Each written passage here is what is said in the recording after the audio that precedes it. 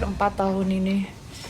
Sebenarnya aku udah tahu soal ini yang ada di diri aku. Jadi ada yang mau nyantet aku.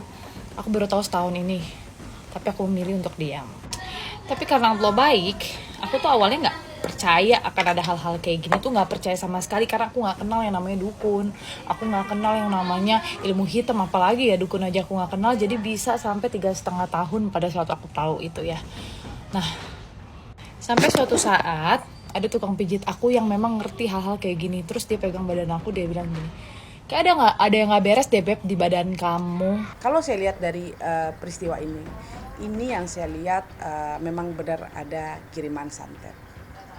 Mungkin ini santet untuk memang membuat menyalakai. Kalau yang saya lihat santet pakai waktu. Jadi perjuangannya memang udah lama dan ya alhamdulillah hari ini semua di hari yang baik, di bulan yang baik, dan alhamdulillah semua berjalan lancar sih. Jadi intinya adalah orang ini yang nyantet aku taunya aku sampai mati, meninggal ya guys, meninggal. Jadi udah bukan cuma pengen usahanya sepi atau pengen pisah sama suami, itu juga termasuk. Tapi intinya adalah dia maunya aku udah gak ada di bumi ini aja. Jadi selama 3,5 tahun itu aku tuh suka merasakan badannya lemes, terus pundak tuh berat. Terus waktu hari pertama yang aku rasakan pas aku nggak bilang itu santet. Jadi aku merasanya jadi jam 11 malam aku lagi tiduran, tiba-tiba 5 detik tuh aku nggak bisa nafas guys. Nah karena aku nggak tahu hal-hal kayak gini yang jadi aku berpikir itu adalah sakit GERD. Jadi aku sempet ke 25 dokter. Tapi nggak ada sakit apa-apa guys. Sampai aku tuh ketakutan meninggal, ketakutan dengar kata kuburan, ambulans. Pokoknya aneh banget, padahal aku tuh orang yang sangat santai. Dari ronsen atau CT scan tadi yang saya lihat ada 2 benda di badan itu tuh agak susah itu diambil. Nah itu biasanya ada juga barang itu yang memang di bagian ulu hati. Kenapa ditusuk bagian ulu hati itu biasanya supaya orang itu pelan-pelan biasanya umurnya pasti tidak ada. Selama ini pasti ada sakit dan lain-lain, itu pasti ada namanya manusia, tapi tiba-tiba sekitar 3 harian yang lalu lah Steffi memang agak drop kondisinya, jadi harus dibawa ke rumah sakit. Jadi akhirnya Steffi 3 hari itu ada di ICU RSCM dan memang kondisinya terus menurun gitu. Jadi setelah 3 hari kemarin malam Jumat itu kondisinya terus menurun, tensinya juga turun terus, sudah dibantu transfusi darah tapi trombositnya juga tidak kunjung naik. Akhirnya dokter bilang kembalikan ke keluarga gitu, baiknya mau gimana. Makanya dia tuh merasa bahwa ada sesuatu di badan seperti itu. Makanya dia jadi merasa itu biasanya orang yang sudah keliling berobat tapi dia masih tetap sakit, dia masih merasa badannya nggak nyaman seperti itu. Tapi saya kasih tahu ya, kalau kita disantet itu ingat paling pertama itu pasti jantung kita berdebar. Sangat berdebarnya berbeda. Kadang-kadang bila mana kita disantet itu jantung kita berdebar, kadang-kadang kita kayak orang mau sesak napas. Seperti itu. Nah itu biasanya itu santet yang keras. Firasat sih nggak ada, cuma karena setiap komunikasi Steffi itu kan orangnya ceria sekali, sangat ceria sekali, dan emang biasanya kan sama aku, jadi masih bercanda, masih ngobrol-ngobrol, ntar kita jalan-jalan ya gini gitu. Tapi memang ya itu tiba-tiba kondisinya memang drop, jadi mau nggak mau tadinya juga maunya di rumah saja, cuma karena memang tidak memungkinkan, kita juga di rumah kan nggak ada alat-alat apa-apa dan lain-lain, ya harus dibawa ke rumah sakit. Itu pun juga dia tadinya di rumah aja, karena dia mau ada anak-anak kan di sini. Nggak, dibawa aja deh, akhirnya dibawa, karena kalau di ICU kan sendirian, takutnya Steffi-nya juga panik sendirian, tapi enggak, dia bobo, dia memang sengaja ditidurkan supaya tenang. Terus terakhir sebelum meninggal Steffi-nya bangun, kita ngomong semuanya, baru Steffi-nya gitu. Aku senangnya meninggalnya tuh tersenyum, jadi dia hanya ini nafas 2 kali, kayak 2 kali terus langsung meninggal terus senyum gitu. Sampai terakhir dimandikan di sini juga semua pada bilang senyum cantik banget nih Mbak Rofi. Hijabin kan? Iya. Emang biasanya aku pengen berhijab ya, jadi aku bilang ke yang mandiin minta tolong dihijabin ya, karena itu keinginanku ya. Pengennya sebelum pokoknya memang mungkin Steffi ada, mungkin karena dia drop, jadi dia ada omongan kalau bisa aku nanti dihijabin ya gini, jadi disampaikan juga gitu ya. siapapun yang berurusan dan mengendorse anak saya yang perempuan yang susah dibilangin itu, ya, akan berurusan dengan saya. Daripada bisnis kalian bangkrut, terus saya lapor ke polisi, mendingan gak usah. Kamu kan habisin uang ATM yang imitasi ke kamu nih. Kamu bilang udah habis selama 1 bulan ya, puluhan juta. Kemana duitnya sayang? Sekarang Mimi tanya, duit endorse itu kemana?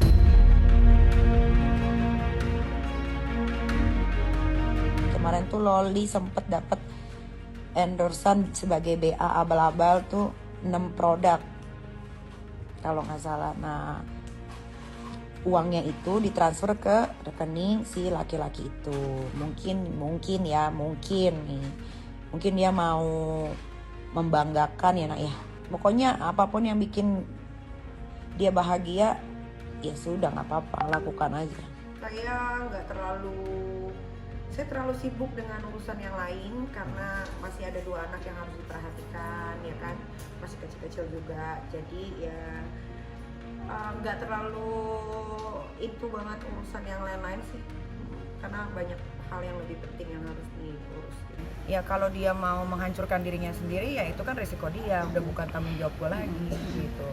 Kalau dia memang menghargai dirinya sebagai seorang perempuan yang memang masih di bawah umur, sepantasnya seperti apa ya dia yang lebih tahu. Kalau gue sebagai orang tua hanya bisa mendoakan dari jauh, semoga anak gue selalu dilindungi sama Allah Subhanahu Wa Taala dan tidak melakukan hal-hal yang tidak diinginkan. Gak peduli saya mau dia pacaran sama tiktoker kek, tukang semir kek, tukang bangunan sekalipun, saya udah nggak peduli, sudah tidak peduli. Ngerti nggak namanya diikhlasin? Ya udah. Ya ikhlas ya ikhlas. Jadi nggak mengharapkan Loli pulang lagi, Bang? Enggak. Kalau bisa ya jangan pulang. Karena gue nggak mau anak gue yang 2 orang ini terkontaminasi gitu. Gue kan nggak bisa 24 jam di rumah. Saya dia pulang, terus nanti Aska sudah bisa diajak bicara gitu kan. Apa nanti yang akan diomongin? Kalau gue sekarang, kalau anak gue yang satu seperti itu, ya gue harus jaga yang 2 ini jangan sampai seperti itu. Ini cuma butuh ketemu, lalu ngobrol nyaman dari hati ke hati gitu ya, antara anak dan orang tua untuk saling mengungkapkan apa sih maunya mereka masing-masing, saling jujur, saling terbuka, dan saling menghargai, tepatnya gitu. Karena biar bagaimanapun semakin besar anak ini kan mereka pasti punya kebutuhan sendiri, punya rasa ingin dihargai, ditoleransi, dianggap sebagai makhluk dewasa yang juga punya otonomi. Nanti akan mendampingi Ibu Ami Wong secara parsial. Karena tadi kan saya bilang ada permasalahan-permasalahan hukum yang harus kita sama-sama sikapi terkait perkembangan-perkembangan yang memang sengaja dibuat semacam bias dari orang-orang tertentu yang seperti yang tadi saya sebut, baik itu yang diduga bernama Hotma Paris Hutapea atau yang bernama Dr. Richard Lee melalui podcastnya. Karena kenapa? Hakikatnya pokok masalah ini kan terkait ada Ibu Emi dengan Aden Wong. Nah, di tengahnya ada seseorang bernama Tisha Erni. Nah, ini sudah 58 hari Ibu Emi Wong sendiri belum bisa memeluk si buah hati, yaitu anaknya. Nah, ini kan sangat miris. Secara parsial, secara fakta nyata, bukti-bukti sudah kita kumpulkan dan sudah kita siapkan. Kan ada komen-komen dari orang diduga bernama Hotma Paris Hutapea yang menyatakan awalan dia sudah ada kuasa dari anak Aden Wong. Lantas dia bercerita tentang asuransi, kan begitu ya. Lantas dia juga tentang secara ekspresif dia menunjukkan katanya ada anak menggores-gores. Nah, yang ini yang harus kita nanti secara parsial, secara bersama-sama kita pelajari. Apakah ada unsur pidana di dalam hal itu terkait masalah orang yang tadi saya sebut pengacara handal yang menyatakan bahwa dia paling ya tadi itu. Ada juga satu podcast yang disengaja dikeluarkan oleh seorang diduga bernama Richard Lee.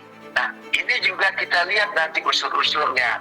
Dan yang ketiga, yang secara parsial tadi kita akan gerakan secara sama-sama setelah kita nanti dialog bersama dengan Ibu Ami nanti di Jakarta setelah kedatangan dari Singapura bersama beberapa teman saya baik di dunia kepengacaraan. Nah, ini kita akan tadi selain kita ambil langkah hukum terhadap dua orang ini, dan yang ketiga juga kita akan coba menghimbau pemerintah, terutama KPAI, itu kalau memang kita dapatkan bukti tersebut dan faktanya ada pidana, tidak hanya sekedar maaf dari orang tersebut, kita akan ambil jalur hukum. Yang anaknya, aduh, aku minta maaf aja lah langsung ya, soalnya kan netizen kan nyari aku semua ya. Kalau kalian ngerasa aku salah, aku minta maaf aja dengan kalian semuanya. Aku nggak ada niat untuk apapun itu. Kalau menurut kalian aku kurang berkenan melakukan podcast tersebut, aku minta maaf. Tapi sekali lagi, aku juga punya alasan tersendiri. Kalau ini kasus nanti berjalan berlanjut, baik itu nanti di persidangan, ataupun menghadapi dakwaan, tuntutan, dan seterusnya, secara etika, secara moral, bukan dengan malah mengebias. Artinya bahkan bisa menuduh pengacara lain kaleng-kaleng, atau dipikir kita mau pansos, dibilang kalau waktunya belum tiba untuk kalian, kalau pengen hemat atau pengen biar ini berlian saya. Nah, hal-hal yang itu kan memang tidak patut dipertontonkan di publik, karena kita adalah orang-orang akademis.